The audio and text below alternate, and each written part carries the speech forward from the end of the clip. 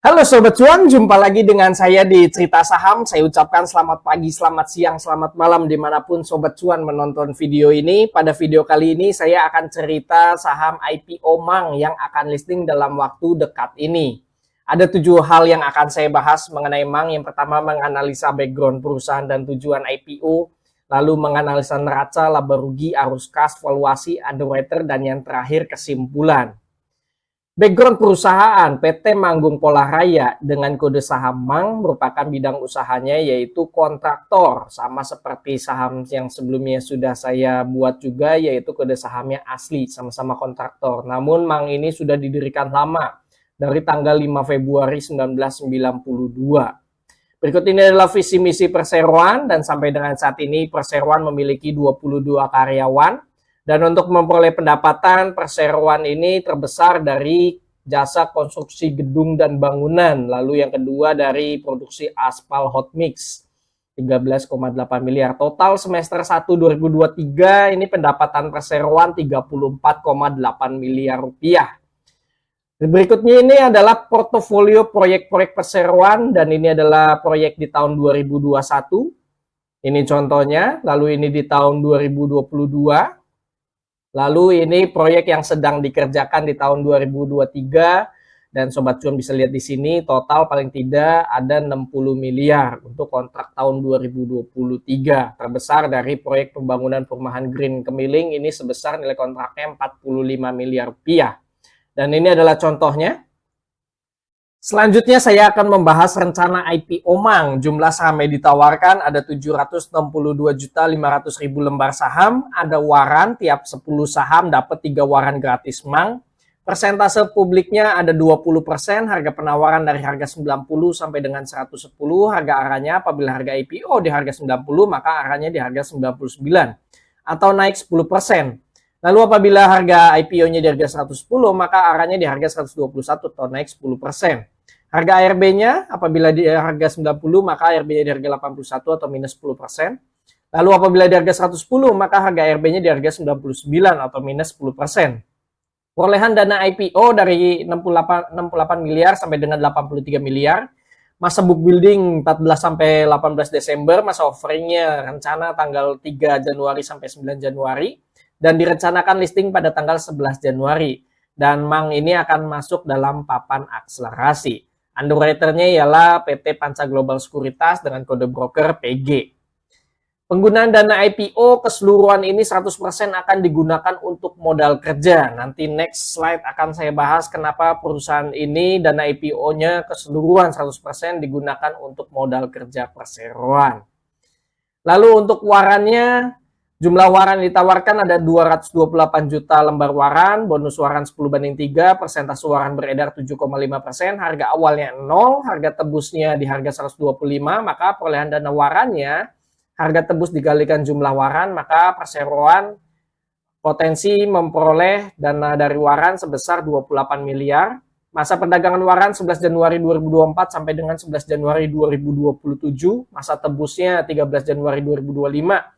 Sampai dengan 12 Januari 2027 dan 100% penggunaan dana waran ini digunakan untuk modal kerja juga. Berikut ini adalah susunan pemegang saham perseroan dan kepemilikan terbesar, yaitu Bapak Muhammad Reza Pahlavi memegang 54,5%. Dan ini adalah struktur bagannya. Untuk lock-up period tidak terdapat pembatasan atas saham yang diterbitkan.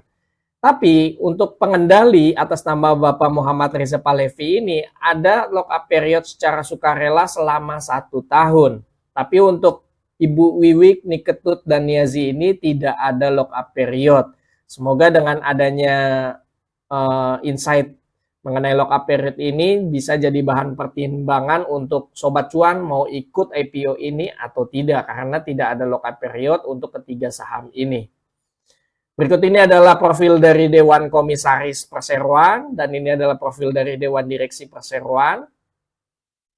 Dan untuk hubungan kekeluargaannya, jadi Perseroan ini merupakan perusahaan keluarga. Nah, untuk pemegang saham terbesar atau pengendali yaitu atas nama Bapak Reza Pahlavi ini merupakan kader dari Partai Golkar. Jadi Sama seperti sebelumnya, emiten ini juga milik dari salah satu politisi. Selanjutnya saya akan menganalisa neraca. Sebelumnya sudah saya bahas mengenai penggunaan dana IPO 100% itu untuk modal kerja. Nah, alasannya ada di sini. Jadi, di dalam laporan keuangan perusahaan, khususnya di bagian aset, perusahaan itu hanya memegang cash, paling tidak itu hanya setara kasnya 1,5 miliar rupiah saja. Sedangkan sisanya lainnya ini piutang. Piutang usaha sampai dengan 27 miliar, piutang lain-lain 12 miliar, proyek dalam pelaksanaan 35 miliar, itu semua tidak dalam bentuk cash, tapi dalam bentuk piutang. Maka dari itu perseroan itu butuh dana segar untuk bisa setidaknya itu mengerjakan proyek-proyek yang akan direalisasikan pada tahun 2023. Nah, untuk liabilitasnya saja ini perseroan sudah ada utang bank senilai 24 miliar, belum lagi ada utang usaha 10 miliar. Jadi tidak memungkinkan lagi perseroan untuk minjam ke bank. Belum lagi saat ini suku bunga lagi tinggi dan itu nantinya akan membebani dari laporan laba rugi perseroan. Maka dari itu perseroan lebih milih lewat IPO untuk bisa memperoleh dana segar dan memperkuat neraca perseroan. Nah, Sobat Cuan bisa lihat di sini liabilitas keuangannya ini ada 41 miliar, sedangkan aset keuangannya ini minus jadinya karena di bawah dari liabilitas keuangannya, kurang minus atau minus 12 miliar rupiah. Dan proyeknya yang sebelum saya bahas juga, paling tidak di proyek 2023 kontraknya ini ada sekitar 60 miliar rupiah. Kas dan kasnya, setara kasnya saja ini cuma ada 1,5 miliar rupiah. Dan ini ada transaksi dengan pihak berelasi atau piutangnya, bahkan ada piutang dari pemegang saham. Persentase jumlah piutang pihak berelasi terhadap jumlah piutang ini 40,8%. Lumayan besar piutang dari pihak berelasi. Untuk pihak dari piutang pemegang saham ini dikenakan bunga 6%. Sedangkan perseroan memegang pinjam ke bank itu dikenakan bunga 11,7%, 13,5%. Jadi masih minus perseroan minjam ke bank lalu dikasih ke pemegang saham itu malah jadi minus. Bukannya untung malah jadi kasarannya buntung. Dan itu ditanggung oleh perseroan. Lalu ini adalah data dari piutang lain-lain perseroan. Dan untuk liabilitas terbesarnya itu ada dari utang bank 24,7 miliar rupiah. Dan ini adalah utang bank perseroan terbesar dari Bank BCA per 30 Juni 2023 ini ada 13,4 miliar rupiah.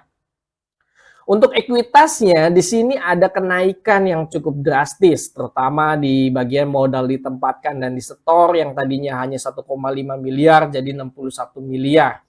Nah, Sobat Cuan bisa lihat di sini untuk saldo labanya, kenaikan dari modal ditempatkan di setor ini sebenarnya terlihat dari saldo labanya yang tadinya surplus 53 miliar tiba-tiba jadi minus 7 miliar dan hal ini tidak memungkinkan perseroan akan membagikan dividen di tahun depan karena saldo labanya negatif. Nah, saldo labanya di sini ada kapitalisasi laba ditahan sebesar 50,5 miliar. Ditambah pada tahun 2022 perseroan ini membukukan kerugian sebesar 10,6 miliar. Maka dari itu perseroan memiliki saldo labanya negatif 7,4 miliar. Nah, dari adanya pengurangan saldo laba itu karena adanya pembagian dividen. Jadi ketiga pemegang saham ini mendapatkan dividen senilai 50,5 miliar diubah jadi saham dengan nominal sekitar 20, lalu IPO paling tidak di harga 100, paling tidak pemegang saham ini sudah cuan 5 kali lipat. Selanjutnya saya akan menganalisa laba rugi perseroan. Untuk pendapatan perseroan ini sayangnya masih belum stabil, masih naik turun. Di tahun 2021 perseroan mendapatkan pendapatan 32 miliar, 2022 anjlok 13 miliar, di semester 1 2023 naik lagi jadi 34 miliar rupiah. Dan ini adalah pihak-pihak yang berkontribusi terhadap pendapatan perseroan terbesar per semester 1 2023 ini dari ASDP Indonesia Ferry sebesar 10,5 miliar rupiah. Lalu untuk laba bersihnya juga naik turun, untungnya per semester 1 2023 perseroan sudah bisa menghasilkan laba positif sebesar 402 juta rupiah. Untuk 2022 ini minus lumayan dalam, minus 10 miliar rupiah. Selanjutnya saya akan menganalisa arus kas perseroan, melihat uang keluar masuk dan uang keluar di perusahaan. Dan untuk dari aktivitas operasi ini ada uang masuk sebesar 970 juta. Untungnya penerimaan kas dari pelanggan ini lebih besar daripada pembayaran kepada pemasok dan pihak ketiga, termasuk juga pembayaran kepada karyawan dan beban operasional lainnya. Lalu untuk dari aktivitas investasi, sayangnya ada uang masuk piutang ini masih belum sebesar dari nilai piutang realnya ya, karena dari aktivitas investasi ini baru ada uang masuk itu sebesar 1,08 miliar. Tahun 2021 ini pernah ada uang masuk dari piutang sampai 10,6 miliar rupiah. Ini perlu digenjot lagi dari penarikan piutang yang bisa ditagih agar bisa memperkuat kas dari perseroan. Lalu dari aktivitas pendanaan di sini karena adanya pembayaran pinjaman dan juga penerimaan pinjaman kembali, maka perseroan ini ada uang keluar sebesar 2,3 miliar rupiah. Maka setelah adanya aktivitas operasi, investasi, dan pendanaan, perseroan ada penurunan bersih kas dan setara kas sebesar 302 juta rupiah. Kas dan setara kas awal periode ada 1,8 miliar, maka saat ini perseroan di bank kas setara kasnya yaitu sebesar 1,5 miliar rupiah. Selanjutnya saya akan menganalisa valuasi. Ini saya ambil laporan keuangan 2023 disetahunkan, harganya dari harga 90 dan juga 110. Total saham beredar ada 3,8 miliar lembar saham, pendapatannya 69 miliar saya setahunkan, laba bersihnya juga ada 805 juta rupiah. Total asetnya sebesar 114 miliar rupiah, total liabilitas 44,4 miliar rupiah. Ekuitasnya ini saya sudah tambahkan dengan perolehan dana IPO, apabila di harga 90 maka ekuitasnya 139 miliar rupiah. Apabila di harga 110 maka ekuitasnya 154 miliar rupiah. Market cap-nya harga saham dikalikan dengan total saham beredar, dapatlah market cap di harga 90 sebesar 343 miliar rupiah. Apabila di harga 110 maka market cap-nya 419 miliar rupiah.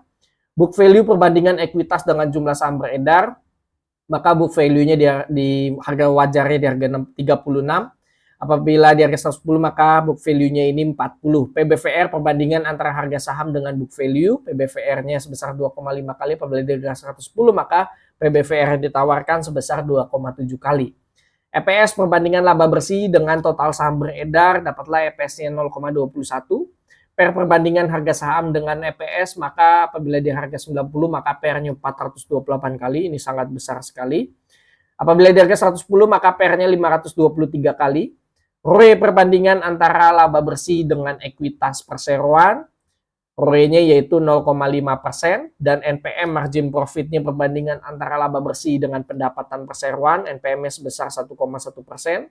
Dan DER-nya perbandingan antara liabilitas dengan ekuitas, apabila di harga 90 31%, dan apabila di harga 110 itu 28%. Selanjutnya saya akan menganalisa underwater. Underwater-nya yaitu PT Panca Global Sekuritas dengan kode broker PG. Untuk saham IPO yang dibawakan oleh PG ini tidak banyak, bahkan di tahun 2023 saja hanya 2 saham yaitu Koci dan STRK. Secara historikal PG ini saat opening itu tidak pernah turun, tetapi ini papannya pengembangan semua, dan Mang ini adalah saham pertama papan akselerasi. Apakah nantinya sama dengan papan pengembangan yang mampu mempertahankan saat openingnya itu selalu naik? Semoga saja Mang itu harganya juga hijau bahkan arah saat opening. Kalau secara historikal memang bagus yang dibawakan sahamnya itu dari Panca Global Sekuritas. Jadi sampai dengan saat ini belum ada IPO yang mengecewakan, terutama dari hal openingnya itu selalu naik. Di sini juga saya akan membandingkan beberapa kompetitor perusahaan. Memang kalau untuk secara valuasi Mang ini itu termasuk mahal, apalagi Mang masuk dalam papan akselerasi, itu market cap-nya sampai dengan 343 miliar rupiah. Untuk SMKM ini yang sama-sama akselerasi saja market cap-nya ini 70 miliar, tapi Mang sampai dengan 343 miliar. Semoga dengan adanya tabel seperti ini bisa jadi bahan pertimbangan untuk sobat cuan ikut IPO ini atau tidak. Lalu saya juga akan memberikan insight tentang untung ruginya trading di IPO Mang. Apabila saat penjatahan kita mendapatkan 100 lot dan dapat bonus waran 30 lot sesuai dengan prospektus perusahaan, ada waran 10/3, jadi tiap 100 lot dapat 30 lot. Ini kalau naik kan itu sudah pasti cuan. Lalu saya kasih gambaran bagaimana ibaratnya risk rewardnya kalau harga saham itu turun. Nah, di sini saya ambil contoh misalkan harga saham IPO-nya itu di harga 100, maka modal kita sebesar 1 juta. Lalu apabila hari pertama itu naik ke harga 10, maka keuntungan dari waran itu Rp30.000. Jadi kita cuan. Tapi apabila pada saat hari pertama itu langsung ARB, ibaratnya minus 10% di harga 90, maka modal kita sudah tergerus 100.000. Jadi paling tidak di hari pertama kita harus bisa menjual waran itu di harga 34 sehingga bisa menutupi kerugian yang ada di saham induknya. Karena dari waran kita bisa mendapatkan keuntungan Rp102.000. Lalu apabila ARB sampai 2 kali, paling tidak kita harus bisa menjual warannya itu dari pertama itu di harga 64. Maka kita bisa mendapatkan cuan sebesar 192.000. Dengan adanya tabel ini semoga jadi bahan pertimbangan untuk sobat cuan mau ikut saham IPO Mang ini atau tidak dengan adanya risk reward dari trading IPO Mang. Selanjutnya atau yang terakhir yaitu kesimpulan. Kesimpulan rencana IPO, Mang secara bisnis masih punya ruang bertumbuh seiring dengan meningkatnya proyek dengan pemerintah. Namun secara historikal proyek yang didapatkan cenderung stagnan. Tidak ada proyek skala besar di atas 100 miliar yang dikerjakan oleh Perseroan. Mang secara penggunaan dana IPO termasuk bagus karena sebagian besar dana IPO digunakan untuk modal kerja Perseroan seiring dengan menipisnya likuiditas Perseroan untuk memenuhi kas dalam mengerjakan proyek. Jumlah saham yang ditawarkan untuk publik termasuk kecil yaitu sebesar 7 juta lot, namun sayangnya tidak ada lock up period untuk ketiga pemegang saham lama. Terdapat waran 10/3 yang membuat risiko jadi terminimalisir. Mang akan masuk dalam papan akselerasi dan untuk ringkasan prospektus saya kasih nilai 6/10. Selanjutnya kesimpulan laporan keuangan Mang. Mang memiliki laporan keuangan neraca yang kurang bagus dikarenakan terlalu banyak piutang dan utang bank dibanding dengan cash ratio dan quick ratio Perseroan. Bahkan ada pinjaman dari pemegang saham yang memberikan bunganya lebih rendah dibanding pinjaman Perseroan kepada bank.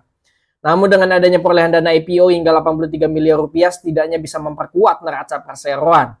Untuk laporan laba rugi, Mang cenderung tidak konsisten mempertahankan kenaikan pendapatan dan laba bersihnya. Bahkan di tahun 2022 saja, Mang membukukan kerugian Rp10 miliar dikarenakan pendapatannya anjlok di tahun 2022. Dengan diperolehnya dana segar dari IPO, diharapkan Mang dapat meningkatkan lagi kontrak proyek yang didapatkan ke depannya agar dapat meningkatkan lagi pendapatan dan laba bersih yang didapatkan. 3. Laporan arus kas Mang terlihat ingin memperkuat likuiditasnya dari IPO untuk memenuhi kas operasional proyek yang akan dilaksanakan oleh Perseroan karena sudah tidak memungkinkan lagi melakukan pinjaman bank yang mengakibatkan beban bunga akan semakin tinggi seiring dengan naiknya suku bunga. Ditambah Perseroan juga harus segera menarik piutang-piutangnya agar likuiditas Mang tetap terjaga dan kuat untuk melaksanakan kontrak proyek hingga 60 miliar hingga tahun depan. Untuk ringkasan laporan keuangan saya kasih nilai 5,5/10. Untuk valuasi PBV yang ditawarkan termasuk mahal untuk saham IPO papan akselerasi sebesar 2,5 kali. Dan valuasi PER termasuk mahal sebesar 428 kali. Dengan adanya rencana IPO dan ekspansi dilakukan, diharapkan Mang dapat meningkatkan lagi ekuitas, pendapatan, dan laba bersihnya. Sehingga dapat menurunkan lagi nilai valuasi Perseroan. Market cap Mang tergolong mahal untuk papan akselerasi yaitu 343 miliar dibandingkan dengan ekuitas Perseroan hanya 139 miliar. Untuk ringkasan valuasi saya kasih nilai 5/10. Untuk underwriter, Mang menunjuk PT Panca Global Sekuritas dengan kode broker PG. Secara historikal, IPO yang dibawakan oleh PG semenjak adanya IPO itu sangat bervariatif saat opening market di hari pertama. Akan tetapi berdasarkan historikal saham-saham terakhir yang dibawakan, semuanya itu hijau saat opening dan tidak pernah turun. Apakah IPO Mang ini PG dapat mempertahankan rekornya untuk selalu naik saat opening? Menarik untuk kita simak saat opening market nanti pergerakannya akan seperti apa. Untuk ringkasan underwriter saya kasih nilai 8/10. Kesimpulan akhir saya secara pribadi cenderung tidak ikut IPO ini. Untuk lebih jelasnya nanti ikut atau tidak bisa follow Instagram kami, grup WA, dan Stockbit Forum Chat. Link tersedia di kolom deskripsi. Bagaimana nih Sobat Cuan? Mau ikut IPO Mang ini atau tidak?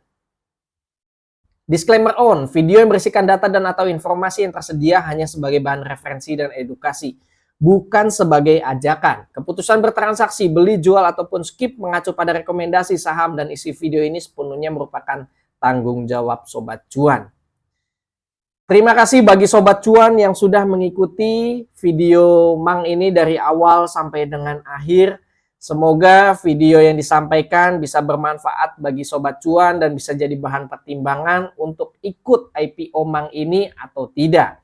Silakan Sobat Cuan bisa isi di chat kolom komentar mau ikut IPO Mang ini atau tidak.